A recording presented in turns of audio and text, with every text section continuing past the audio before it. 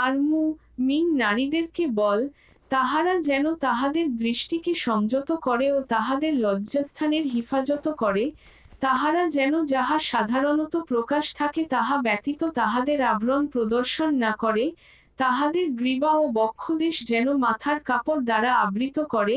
তাহারা যেন তাহাদের স্বামী, পিতা, শ্বশুর, পুত্র,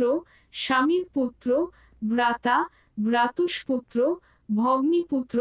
আপন নারীগণ, তাহাদের মালিকানাধীন দাসী,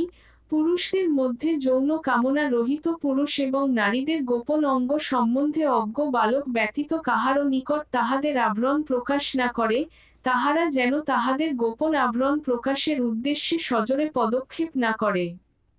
হে মিনগণ,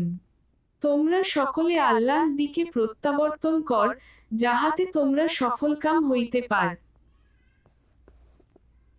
Tap to stop.